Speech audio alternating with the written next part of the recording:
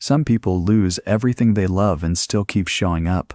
Nobody ever tells them that quiet endurance can become real wealth. You bury someone. You bury the bills behind them. You bury the dreams you both shared. Then somehow, the world expects you to start again. Today you'll hear the story of one quiet widow who lived this exact pattern. What she discovered changed her town, her name, and her future. Her name was Wren Halloway. She was 52, living alone in a small rented house on the edge of Knoxville, Tennessee. Her husband Caleb had passed 18 months earlier, a heart attack at 49, no warning, no goodbye, no second chance. He left behind two things, a worn leather Bible on the nightstand and $9,000 in unpaid medical debt. Wren worked part-time as a seamstress in a small alteration shop. On weekends, she helped at a bakery for a few extra dollars an hour.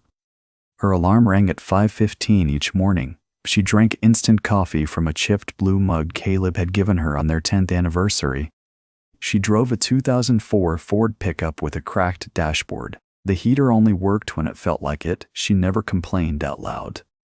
Her grocery list never changed. Eggs, bread, oats, lentils, whatever fruit was on sale. She had learned how to stretch every dollar twice.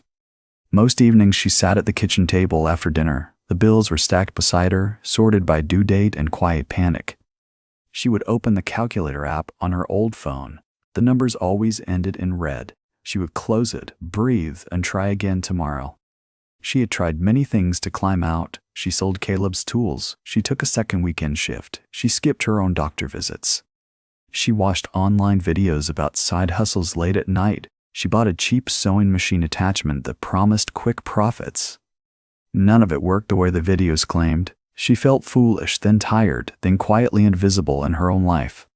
Here is what Wren did not understand yet. Working harder cannot fix a life that has lost its direction.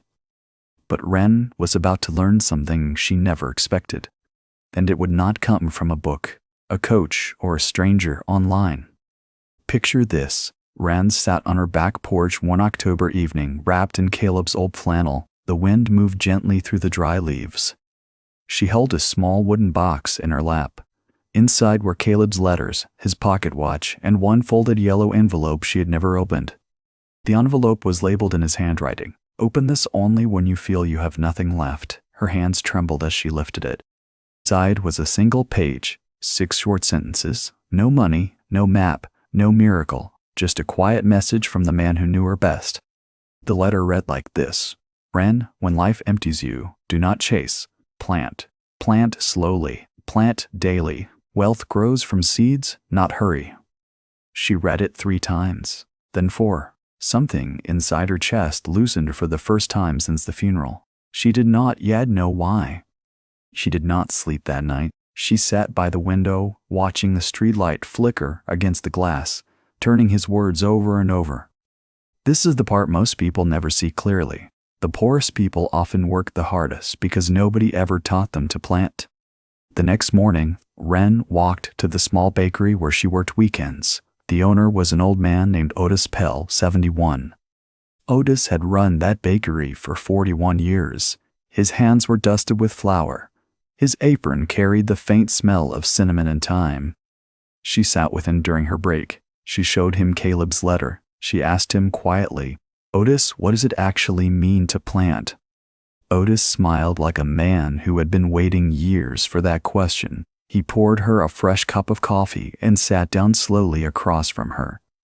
Wren, he said, money does not follow effort. Money follows patience joined with direction. Most folks only ever bring effort. He told her his story. He had once been broke too, 3 children, a sick wife, a failing first bakery. He had nearly given up many times. Then an old farmer told him 3 simple rules. Otis lived by them for 40 years. They never failed him. He had never shared them with anyone. He looked at Wren and said, I will share them with you, not because you asked, because Caleb's letter just asked for him. Rule 1. Plant something small every single day. A dollar saved, a skill practiced, a seed of kindness. Never skip a day, no matter how poor. Rule 2. Protect what you plant. Do not dig it up to check. Do not spend it to feel relief. Let it grow in the dark while you keep working. Rule 3. Share the harvest before you feel ready. Give a little away early. Generosity is the fertilizer most people never use. Wren wrote the 3 rules on the back of Caleb's letter. She folded it into her wallet. She tucked it behind her last $20 bill. She walked home that night feeling something strange. Not hope, exactly. Something quieter, a direction. For the first time, a direction. The first week was awkward. She did not know what to plant. She had almost nothing to spare and even less energy left at the end of the day. So she started with $1 a day. Just one. She placed it inside a small mason jar on the kitchen shelf. She labeled it seeds. She also began sewing one extra item each evening, a small fabric pouch, a simple apron, a child's hair bow, just one, every single night. If James's story or Wren's story sounds like yours, comment below. Tell me the one thing you're ready to start planting this week. What would you do in her situation? 2 jobs, $9,000 in debt, and 1 folded letter from a husband who is no longer there? Share this story with someone who feels stuck right now. Sometimes a single parable reaches a heart faster than 1,000 explanations. Now let's return to Wren. By day 14, the mason jar held $14. The shelf held 14 small handmade items waiting for buyers. She listed them online for a few dollars each. The first week, she sold 3. By the 3rd week, she sold 11. Then, 22. She kept rule 2. She did not touch the jar. She did not spend the small profits. She quietly added every dollar back into the seeds. By day 30, the jar held over $200. The shelf had emptied and refilled 4 times. Her hands ached, but her chest felt lighter. Then she remembered Rule 3. Share the harvest early. She baked a loaf of bread and walked it to her elderly neighbor across the road. The neighbor cried. Her name was Margot, 76, also a widow. Margot had not eaten warm bread baked by another woman in 9 years. Margot told her friends. Her friends told their daughters. By the next month, Wren had 31 new customers from word of mouth alone. 3 months passed. The mason jar was replaced by a small wooden box. The box held over $1,300 in quiet seeds. Wren paid off her smallest medical bill first, $2,000. She watched the balance hit 0 and sat in her truck and wept softly. 6 months in, she rented a tiny corner inside Otis's bakery. She called it Wren's Table. She sold handmade items and small fresh loaves. Otis charged her almost nothing. He said, "You are not paying rent. You are paying back the farmer who taught me. Plant well, Wren." By the end of year 1, her medical debt was gone. Every dollar. $9,000 cleared. She kept Caleb's letter folded in her wallet. By year 2, Wren had hired 2 other widows from her church. She paid them fair wages. She taught them the 3 rules her husband's letter began. By year 3, Wren's Table had become a small storefront of its own, 2 blocks from the bakery. A blue door, a hand-painted wooden sign. She still drove the old Ford pickup. She still wore the wool cardigan. She still woke at 5:15, but the calculator no longer showed red. By year 5, Wren Halloway was quietly known as the richest woman in her part of Knoxville. Not in dollars first. In peace, then in dollars. She had paid off her house. She had funded scholarships for 3 young women in town. She had built something Caleb would have been proud of. People often asked her secret. She would smile and say only one thing. "My husband left me a letter. The letter taught me how to plant." What changed for Wren was not her effort. She had always worked hard. What changed was her direction.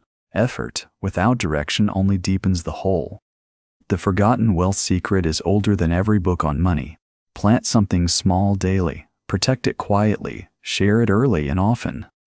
Most people chase. The wealthy in spirit and in pocket plant. The difference looks small at first. Over years, the difference becomes a life. You do not need $9,000 to start. You do not need a husband's letter. You do not need anyone's permission to begin tonight. Tonight, before you sleep, find one small jar. Label it with one word that matters to you. Seeds, future, freedom, whatever feels true. Tomorrow morning, drop $1 inside. Just one. Then do one small act of skill, one small act of skill, one small act of saving, one small act of kindness. Do it for 7 days without stopping. Do not dig it up. Do not check the balance every hour. Let the seed do its quiet underground work. If Wren's story moves something inside you, leave a comment below. Tell me the word you wrote on your jar. I read every comment personally. Subscribe to Purpose Tales if you want more stories like this one. Every week, another quiet life, another forgotten truth, another second chance. Share this story with one person who is grieving, struggling, or silently giving up. Sometimes a small parable arrives at the perfect moment.